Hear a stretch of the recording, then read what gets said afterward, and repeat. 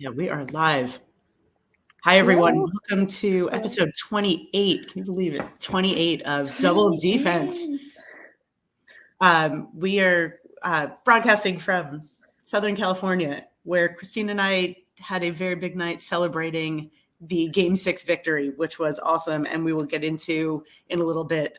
And Sarah, how are you feeling about everything? Sarah's up in Calgary. How are things going? I mean, now really, like, who's your dog in this race? It's Edmonton for sure. I'm excited. And we'll just see how far it goes, but I'm happy to cheer them on. It's nice to be in a province where the team is liked, like, pretty much across the board. If I was in Toronto right now, still not pulling for Toronto because I haven't for a very long time, be a very different story. It'll be an interesting next round with the For sure. few teams still in it, and one being the favorite, one being Toronto. And I don't think anyone knows what to do now. It's funny, like I would expect the people that I know that were in Toronto to be like, oh my God, I'm like, let me know and text me, but they're all still quiet. Like, do they not believe that this happened last night? But I think this goes to show, we've talked about this a little bit on this podcast, is that playoff hockey is not the same thing as the regular season. I mean, there are some weird things that are happening right now across so many of the games that were completely unexpected. Totally. Just to comment on Toronto, one, they're all probably still up from last night celebrating. If my social media feed was any indication, coast to coast across the country. They didn't win the cup yet, though. They realized I know it's just round one. But they said that they hadn't won the first round since 2004. So this is a huge victory to progress that far. And on top of it, it was funny because I was so focused on them winning and not having done it for so long that I almost forgot that they took out the Lightning, who, beat us last year, and their balloon heads, for like the last, 3 seasons, was all there too. So in a way, I'm like, oh, that's good. And there was this little focus on a small child being comforted by his dad that we saw last night. And it was kind of sad, but like Andrew was like, this is a spoiled, privileged kid who doesn't know anything about loss, and he had to learn it. So you can see his dad's like, it's okay, son. We'll get him next year. I'll go buy you a car. Well, I looked into this extensively the last couple of days just to paint a picture as to where Toronto was and the world in 2004, the last time they advanced to round 2. Just for context, David Miller was the mayor of Toronto. I lived there at the time, and I do not recall even who that was, so he couldn't have made that big of an impact. Paul Martin was our prime minister briefly, just after John Chrétien, and before the next one came in, couldn't even tell you who that was. And then George W. Bush was still president of the U.S. at the time, and Queen Elizabeth had just turned 78. Like, that's how long ago we were talking. And the team at the time, it was a great team. It was Matt Sundin was captain, Ed Belfour was the goalie, the great Pat Quinn was the coach. And this team was stacked with names top to bottom. And just to highlight a few, like Ty Domi, Darcy Tucker, Joe Nieuwendyk, Ron Francis, Gary Roberts, Brian Leach. I'm probably missing somebody else, McGillney. But that team is full of recognizable names. And that's how long it's been. It's long enough, I think, for like roughly people my age, certainly, and older would remember. But the younger ones are probably like, oh my God, they may not even have been born. So we've seen a lot of that with Ranger fans posting. I saw somebody post on Twitter the picture of them winning the cup in '94, and it said, "Imagine being alive for this." Oh my God, I feel so old. I was at Game 5. I'm like, oh, what? Like, it was not that long ago, though. Like, I remember 1994. Yeah, I know, isn't it? It's a little scary. Not only was I at the game, but I was an adult. Well, anyway, congratulations to Toronto. That is exciting to see. There's some other weird stuff going on the other series, and we'll talk about the Rangers in a bit. But Panthers Bruins. What a surprising, and that last game, Game 6, it was back and forth and back and forth. Yep. And I didn't get to see the whole game, but what I will say is that the Panthers looked like they were just having a great old time playing that game. You could tell they were having fun. Maybe they felt like they didn't have, anything to lose by just, coming on and being super strong and having a good time with it. But wow, like that was cool to see. And again, like to see first place Boston, who's broken all those records, get taken to a game 7, even if they still win. And that game is later today. Even if they still win, like what a cool upset. I think it's going to be a great game. I can't wait. I'm definitely going to be watching it really loud. And actually the last 2 games I was watching, because the game 5 went into overtime and they were playing in Boston. So that was really exciting. So it was fun to sit and watch them score. I think I was texting you guys. It was fun to see sad Bostonians. Sorry, not sorry. And then I was watching it. I was watching both the games, Carolina game and the Bruins game, in a bar. So I kept seeing go back and forth. I saw the Bruins score and they pulled a goal back. So I didn't have audio, which again, this is the fun challenge. I'm like, here we are trying to catch it in all different ways. I know some people are glued to all these games, and it was just fun. And it's fun to cheer loud in a bar where they were all Laker fans. So they were like, what's happening? So there was one guy at the end of the bar that wanted the Islanders to lose, because when Carolina scored, I was like, yeah. And he turned and he's like, hi, bye. So from across the bar. So there was one guy, but it was fun to be loud and exciting in a place where, I didn't know anybody. Well, LA is not really a hockey city, and they're especially not going to be interested now. Well, they're all pissed off. So Matthew's pissed. We'll bring him on next time after we kind of get through this first round. He wants to talk about it. So we only kind of saw that, like, again, we were watching the game but not listening to it. So I don't know what may have transpired in the game that caused, him to be a little aggravated, because I thought they played really well, like from what I was seeing. So both teams, honestly, 50-50, like they both showed up for that game. It was very tight, very back and forth. Every goal scored was met with one right after. I would say the reffing may be why he was a little upset. I agree. There was certainly some calls that needed to be made that weren't. And then when the calls were made, it was just kind of like, well, where were you on the one before? Because that one was way more important than this one. So that's no surprise. This week. I mean, it's funny because we usually are saying the refs don't like the Rangers, but some of the calls have been wishy-washy. This last week, was it game 3 or 4? Where I don't even think it was really the calls. It was like them in the face-off circle. They kept getting taken down the circle, and they kept complaining. So there's been a lot of chatter about the quality of these calls with the refs, and especially during the Toronto Tampa Bay games, where on the way over here yesterday, I was listening to the game, and before that, they had Phil Esposito. They were talking, and they were literally like bashing these refs. They're like, this is the worst officiating I've seen in 30 years. And so I haven't watched those games to see exactly what they meant, but that was where it didn't like Toronto come out and make an official statement about the refs. I think someone got fined too. So there's something going on. And there was I did see an article where, is it the refs? And because there was stats on all the calls between each of the series. And we're talking 15 to 20 penalty calls within these games, which I think seems high for playoffs. So, and then someone's comment is usually when there's that many and they're making the calls, they're doing something right. Like the more people that complain about, they're doing something right. But are they? I mean, we get the replays. Again, we were talking to Matt last week who, they were challenging a goal and Matt didn't even get a replay. So when you're at the game, they're not doing the replays for any of these things. So nor are they doing it in the recap. So the other thing, and if anyone from Hockeyland is listening, what if we can't catch a game, we'll look at the highlights on YouTube. They usually cut every single game down to 8 to 10 minutes, but they only ever cover either goals or near goals or amazing saves. They don't cover any controversial calls. They don't cover anything like that. And that is such a fundamental part of the game, especially during the playoffs. So it would be really nice to be able to see that if anybody has a chance and wants to do a better kind of recap. I think including something like that would be really, really great, especially when you can't watch every single game. Well, I think they're cutting back on these kind of replays to protect. Yeah. Yeah, so. but it's part of it. Those refs need to stand by what they're calling. I mean, that has to be part of the game. They asked Lindy Ruff about that, I think yesterday or the day before, and he just kind of dismissed the comment. And he was like, "We're just here to play hockey. It doesn't matter." That's because he was winning. Yeah, if you were talking about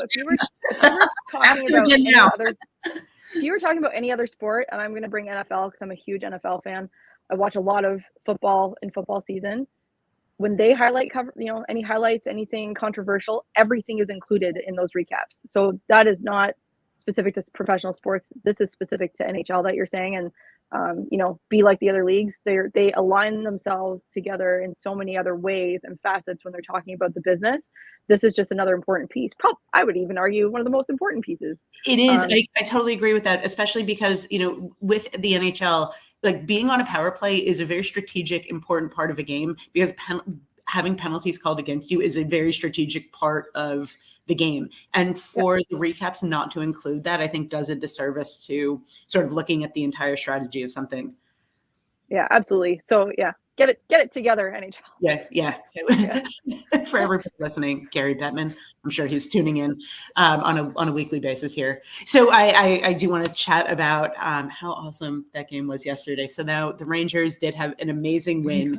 It was like a totally different team showed up than had played the last 3 games. And we're still, as Ranger fans, trying to wrap our heads around why and how and where this other team has been for the last 3 games. I literally like night and day. So yeah. Any thoughts? Like, where have they been hiding? On vacation? I have literally no idea. I just think they like to push us to the edge. I mean, I think it's not a surprise. It was exciting. We were kind of watching it again. Yeah, I don't really know. I mean, here's what I take. They lost the 3. So game 3, it was really dead even. I still stand by that. That's the game we went into overtime. It was anybody's game. And it just happened to be that they, got lucky, got the goal and won in overtime. That was a coin toss to me. And then game 4 was similar again with I think the Devils played a little stronger. But if you look at the statistics, like we were really evenly matched. It was game 5 where we're like, what is happening? And so, they got the backup goalie in, and we've been talking about that too, because like watching him, everything was so predictable, and just for us or for them. Yes. Our moves were so predictable. Yeah. We were doing the same thing. Things weren't working. Again. Yeah. And when we're seeing things, then they can't hear us. They're not listening. It's like, don't pass the puck in, take the puck in, and now I'm seeing the way that the Devils are playing, and we weren't matching up to them either. So I don't know what was going on. I think maybe they could have been rattled by the previous 2 games. We are a team known for, excelling under pressure, Look what happened last year at this time. So we just do well that way. And it's funny how it was literally the same score as the first 2 games. Well played. Once it finally clicked, because again, they scored first, so everyone was kind of quiet. But the minute we were able to get that score, and if we watch it again, you're going to see that they kind of pulled Schmidt out a little bit in the way they were moving. And that's all they needed to do, because then they could take those shots on him and he was vulnerable. And then they just nailed it. They just kept going. Yeah. Once they got him kind of rattled. So that's my big question is, and we were talking about this, like, I'm like, what does Lindy Ruff do? Because they pulled him at the end of the game, and they put Vanacek in. And now it's like, what is he going to do? Who is he putting in tomorrow? And I was debating it, with Andrew last night, and he's like, no, it definitely put Schmidt back in. I'm like, but I think he's young, and I think he got rattled. It's good for us. He's a rookie goalie with no NHL playoff experience. So, but are you going to put him in, or are you going to put your main goalie back in because he's had it? Maybe he's going to be good to kind of finish this last game. You should have faith in your main goalie. I'm so curious about the fact that it's even a question, I think, is such a testament to how much the Rangers changed this narrative that was happening. The Devils, I think, went into this game super arrogant, super ready to just roll over and win, thinking it would be exactly the same thing. And I think that they're now very confused about why that happened. And it's putting them on the back foot, which I think is great for us in a game 7. And, we talked about this here. Anything can happen in game 7. Like, there's all kinds of weird, non-statistical anomalies that I'm sure come into play. But Jeffrey's saying it's going to be a brutal game. Yeah. Absolutely, it will be brutal. It'll be fun, and I just hope, as long as the Rangers team from yesterday turns up, I think we're going to be in really good shape. I'm wondering if they're going to go there and if they're there now to stay like close and just go practice early, because last time they stayed in hotels. Oh yeah, go over to Newark. So, but my thing is, I think I don't really think it's going to matter. I'm just kind of curious what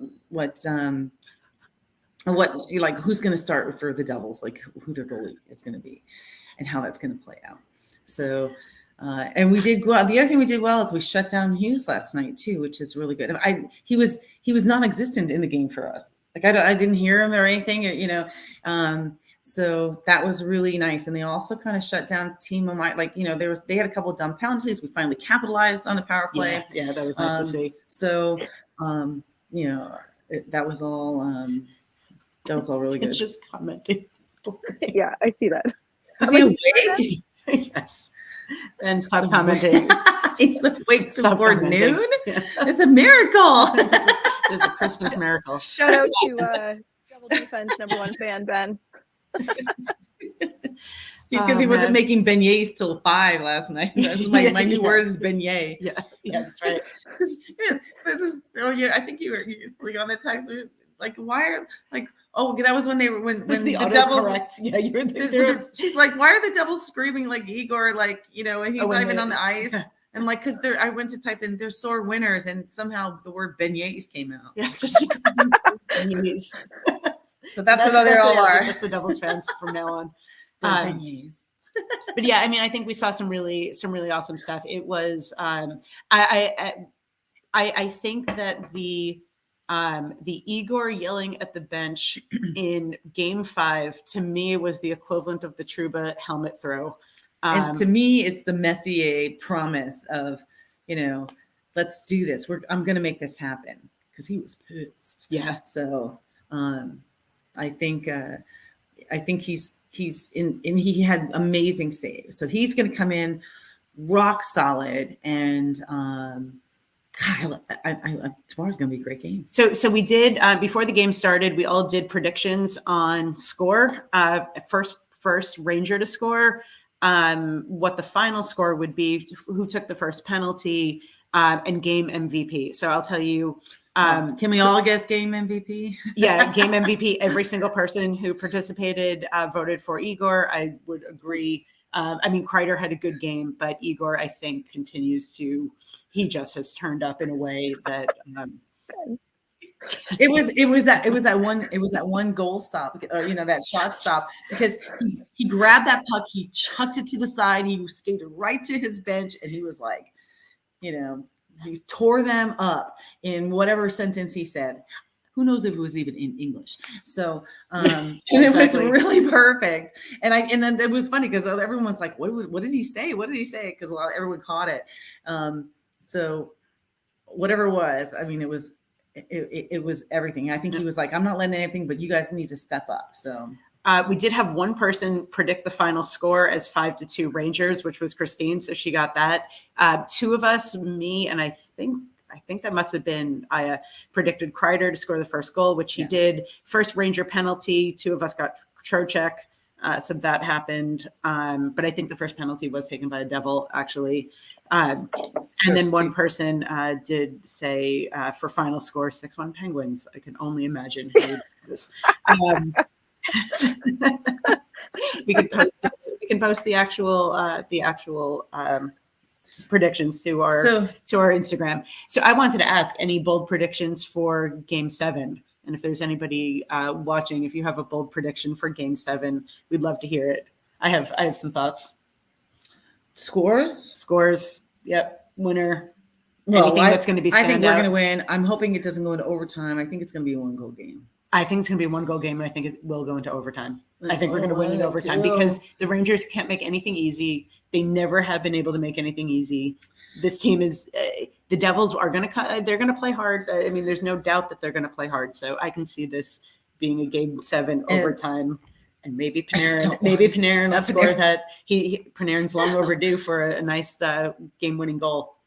He is. So, let people, and again, the more that people bitch about him, the more things happen. So have at it, do whatever you need to do, and things are going to happen. I think it's going to be one goal game. I mean, they could come out, and if they do what they did tonight, it's going to be like all the other games. It's going to be a big differential. Yeah. So it's funny because when I was on my way out here, Sarah, I went down to my garage and I found money. So it was 2 quarters in the penny. So 51 cents, I'm like 5-1. The score's me 5-1. It was so close. and everyone's like, that's a good sign. So I'm like, it could still mean something going forward. So I'm just putting it out. I like that. Kind of, I'm like, what does this mean? It's a sign for something.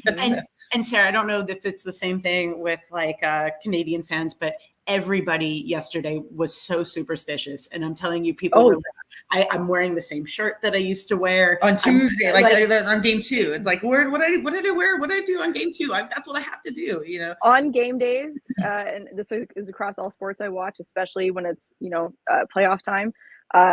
This is graphic. Sorry for oversharing. I start with my underwear and my bra. Like, they have to be my colors, like for the team that I'm supporting. And I did wear blue. I wore blue. I have Rangers underwear. Yeah. So and the jersey, and then as they win, nothing, like the underwear obviously gets washed, but the jersey does not, or shirts that I'm wearing, it does not get washed until they lose or are out. It just depends how I'm feeling about the series. So yeah, it's I think that's a big Canadian thing across the board, and probably professional sports in North America. I think that's a pretty standard trait. What do you do? Do you have any weird superstitions? I don't wash anything. I mean, like, sure. It's a good thing we're doing this all virtually. I know NHL playoffs last year. I had some girlfriends in Edmonton indicate that as the men do not shave their beards, they do the equivalent. So I don't know. Yes. Yeah. That's amazing. That's amazing. So the women who have beards and mustaches, everything's going to start growing. I don't think that's the part that she's talking about. Well, it's got to go for everything. So, My face is so red right now. We would love to hear. I think that would be a fun question to pose. Like, what are your craziest superstitions that you stick to on game day? I was very specific about the mug that I drank out of yesterday. Like, and I had to set it up in a certain way, and I had to come down. I had to be the Rangers mug, and it had to be facing me. Like, so what I did yesterday. So on game 2, I actually had my Kreider shirt, and that's when I scored 2 goals. And that was a game I really couldn't watch because I had a family thing. So I was listening. I watched the first period, and then I was listening to it. So and I had my Kreider shirt on. So I did not so when I came yesterday, what I did bring, I brought my Henrik jersey, and I'm like, I might need old school like vibes right now. And then I bought both my Panarin jersey because it was a home game versus my Winter Classic, Henrik. And I'm like, I got to figure this out. So I started with Panarin, and then we scored. I'm like, at one point I was like, maybe I should change it. And then we scored at the very end of the first period, and we on a power play, and then we got another penalty to start the second period. So it was great. So we tied it up going into the second. It was great. So I did not have to put Henrik on, but I will have both jerseys around for tomorrow's game, just to kind of keep it keep the good, I guess we just need Hank vibes. I mean, that's he needs like the little angel on the shoulders behind Igor, just protecting him, especially in New Jersey. So it's so cute. Again, I think it's cute when the Devils are like trying to be all like, no one's as loud as the Rangers are, So it's like they'll start off in the beginning of the first, like, let's go Devils. And then at some random moment, they're going to try to chant Igor. But I'll tell you something, like, what I love about the Rangers, we've changed the narrative on a lot of things. And one of them is this goalie chant, because we're the team that changed the narrative to, instead of trying to intimidate the goalie, we support the goalie by yelling his name. So that's the best thing ever. So I think it takes away that intimidation. And so if the other team's crowd is going to yell it, I don't think it matters.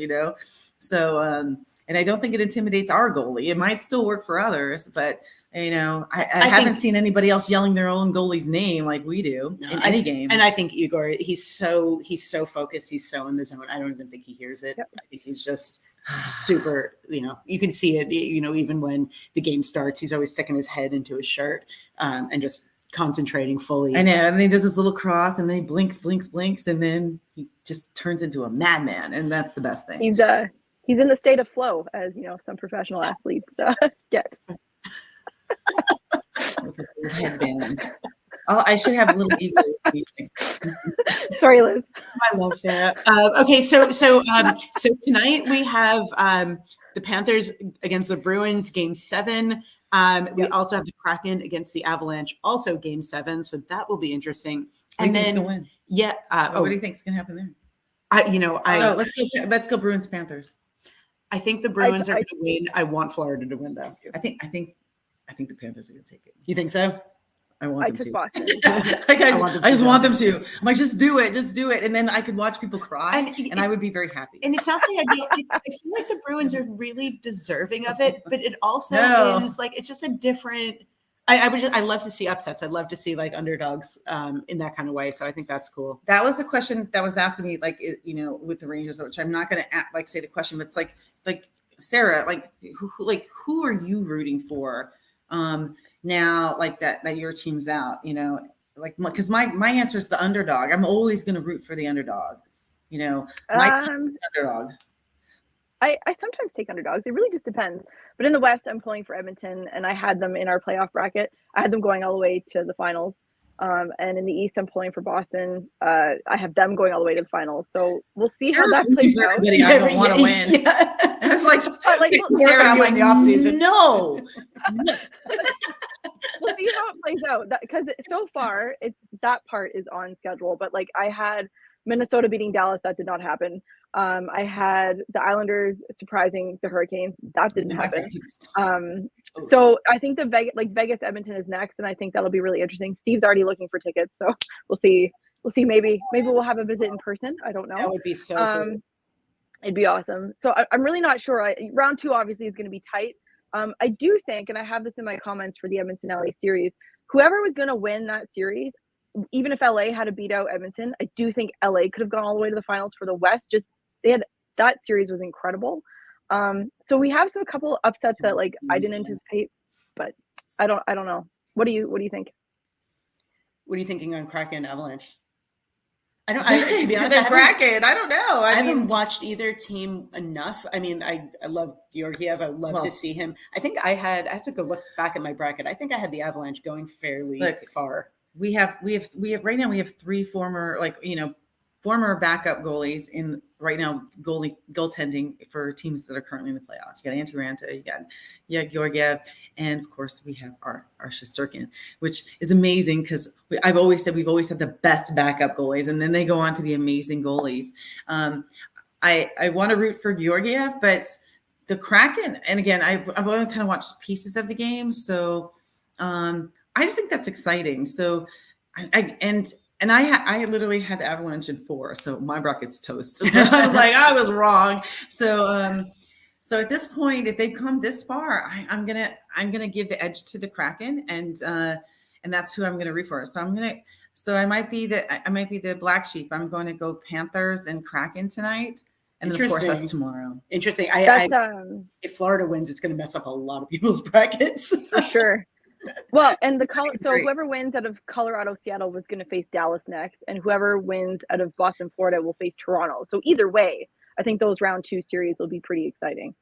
It's funny. Like I feel out of all the teams that Dallas is most insignificant because we've had so much focus on the other ones. Yeah. So I really don't know how it'll be interesting to kind of see. Now, if we're talking Kraken and Dallas, I think Dallas will just.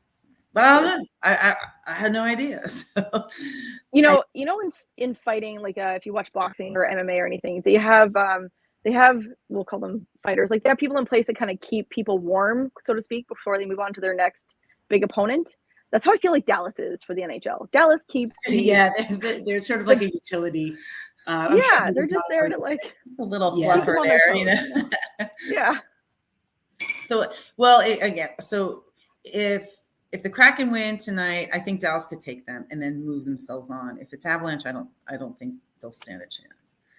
But then again, if the Kraken win tonight, then I think, they kind of right now, and again, I haven't really watched, but if I watch, I'm almost getting the feeling they were like the Kings in 2012, because the Kings in 2012 came in at that last spot, and they kept coming back from 3-1s and just going through everybody. And I literally watched those games with my mouth open. I was like, I don't even know what's happening right now. These teams were so good, and then then the Kings just rolled over them, and then won, and every series was the same. So, the Kraken could just be like that. That'll be just really fun to watch. I'm just going to throw this out there. Sarah, I don't know if you remember, but in your bracket, you do have Rangers in 7 for this round against the Devils. So yeah, I said 6. So but then you also have them playing the Islanders, which is not happening.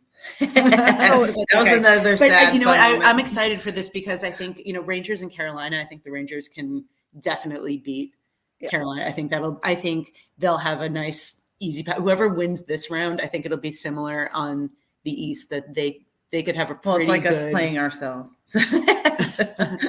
That's what I always think. Yeah, it totally is. Totally is. Have the same players. Similar colors. We know all the players, and I guess that's always a fun series too. So yeah, and again, that's a very different team than they were last year. So next week's going to be exciting. It's funny how like Thursday they kept talking about how all the teams were still in it. Like nobody had, any kind of like 4-game win streak. And it was really good, so the fact that we've got 3 Game 7s in the first round is pretty exciting. The NHL must be loving this, just in terms of broadcast schedule. What's interesting is there's no game scheduled past, they don't even have time for them. They won't past Monday. They won't, because they're going to have to figure out schedules. And so, this is typically what it's like anyway. So. And it has been interesting with the Rangers because the Knicks are also in the playoffs and they share an arena. So there have been a couple of times they've been switching over from basketball to ice hockey within a very short amount of time. Same thing with the Kings. So that was a couple of comments from like the other game, like the games 3 and 4 were like the ice quality, is, like, could that have hindered it? But they're used to playing on that ice, but, does it make a difference when you have this quick change, does that affect the ice and the way they play? And I think we were talking about too, like they seem to skate faster on other ice, because if they really are used to playing at home on this sludgy kind of slow ice, then and any other rink is joyful, which makes a better thing for us tomorrow too. Yeah. The Rangers have always been a good away team, so we have that thing going for us too. Yeah. So Boston's at home, and I'd love to see them lose at home. I want to see more kids crying, like just that one kid. Got to find that picture, because that's all I pictured that dad. Oh my God. Hey, what color card do you want? I'll just get you whatever you want. I'm sorry they lost.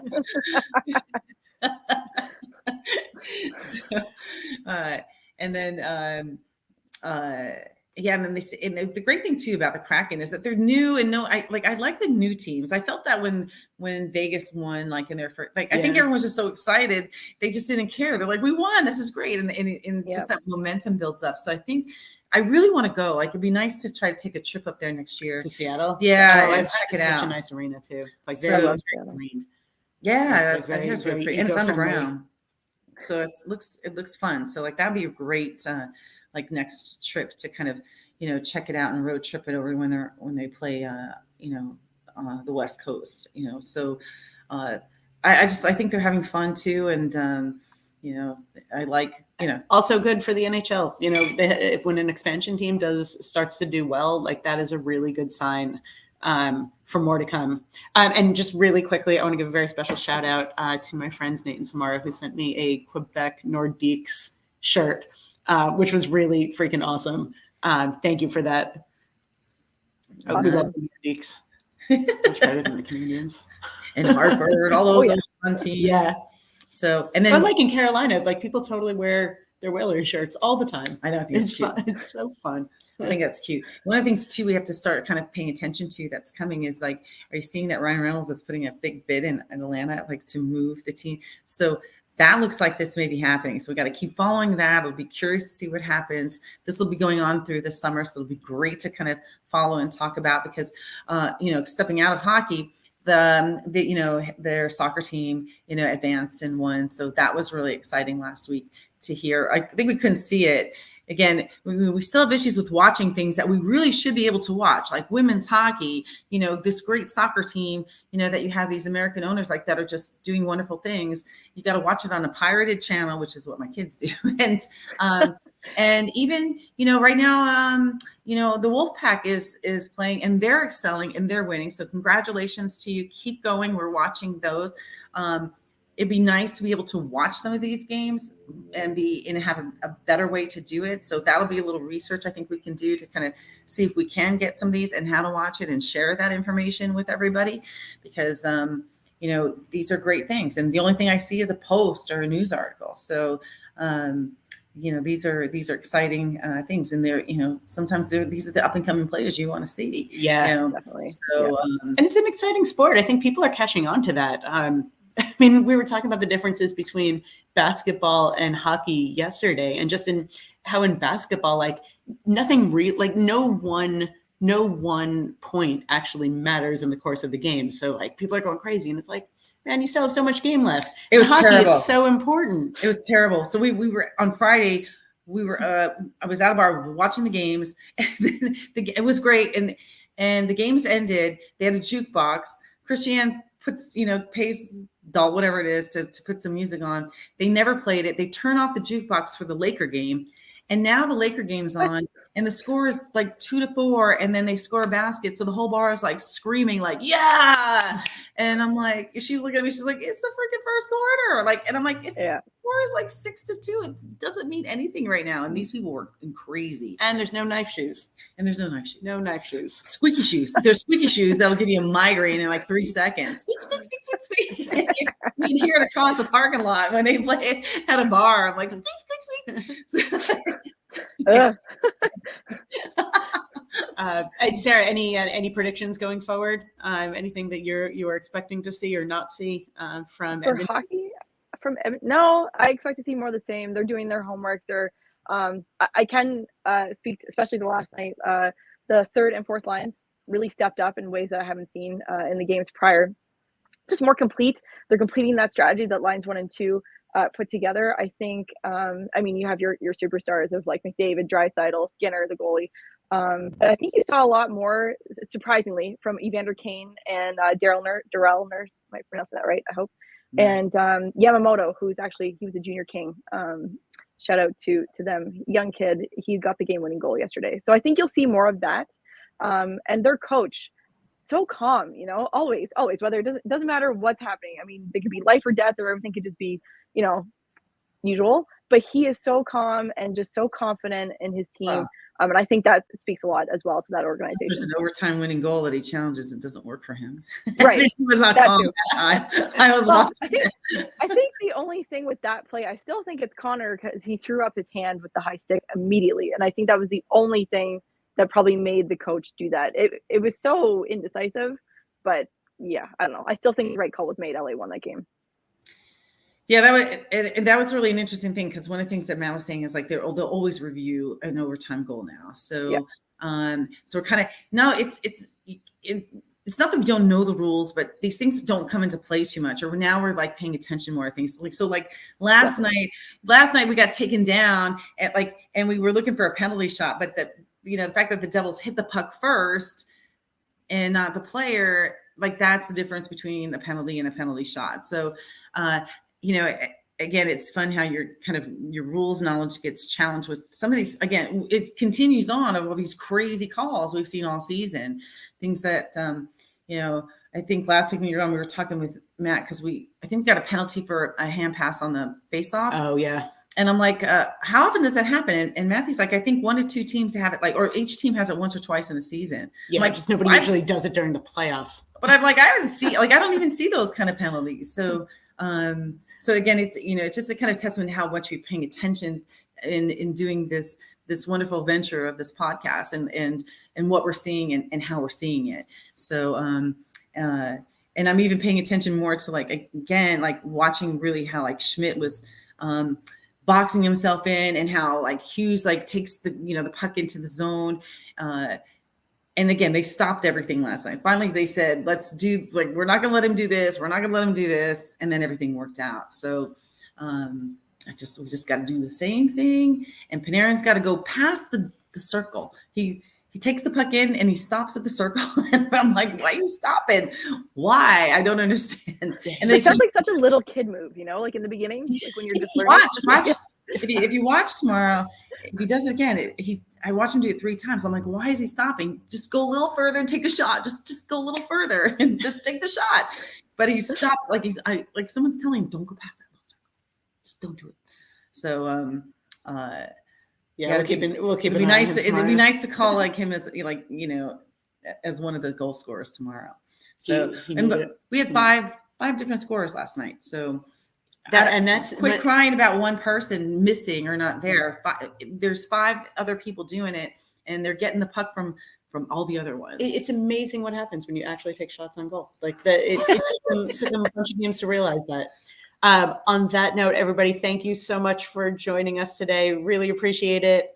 There's a lot more to talk about, and hopefully a lot longer of a playoff run for our Rangers, which we will know by Monday evening. We'll know where we stand. And I always say, just enjoy everything. I think all the games are great. The games are exciting and they're fun. Enjoy the ride. Again, my profile picture says there can be only one, and it's a fight to the top, and we love it. And by the way, too, hot, like when Chris Kreider gets mad, he's very hot. All the players are getting hot because they're all like the ones that can grow facial hair. Like they're looking, except for like Brett Burns, who's like looking like Mountain Man, like those guys. So it's kind of fun to watch like all that. Because a quick story, like I used to take a friend of mine. I got her into hockey. She's older, and she loved Toffoli, but it was during playoffs, and so she loved it so much. Her son and daughter like bought her tickets to a Kings Ducks game. And she went and she wanted to see Toffoli, but that was a regular game. So he had shaved. And she was like, oh my God, I feel dirty because he's like 10. So you're coming in and you're watching these guys. They're all babies.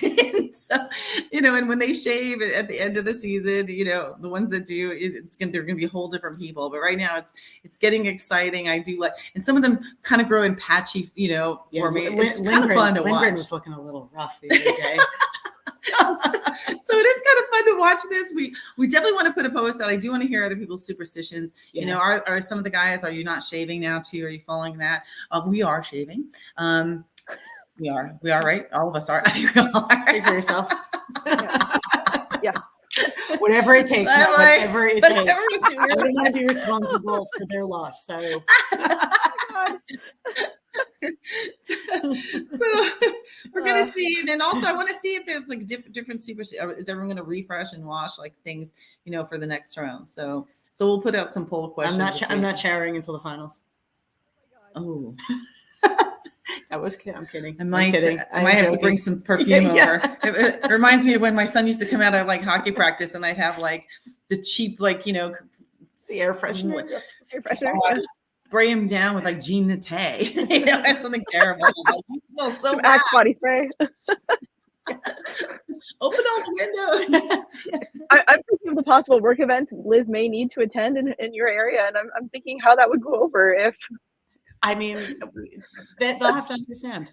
It's memorable. They'll remember. Yes. It's real dedication. It's like a pheromone thing, Method. It's very method, right? Yeah. It might work. If you do a good deal, then it might have to play out. Hey, they were being interviewed yesterday. Like they were interviewing Trouba like 2 minutes after the game. I was like, I said to Christine, I was like, I bet he smells so bad right now. And you're like, I bet he smells hot. I bet they have someone in the room though, right as they're coming out to do press or whatever, like wherever they are positioned. Someone's just like spraying them down in Axe or something. Yeah. So there's got to be somebody. He's totally sponsored. Yeah, I was just gonna say my whole house smelled like Axe forever, and it's the worst smell ever. My kids love that. All right, everybody. So does Thank you mine. so much. We will see you on the other side of round one. Let's go, Rangers. Rangers. Bye, Good everyone. luck, everybody. Okay. All right. Enjoy.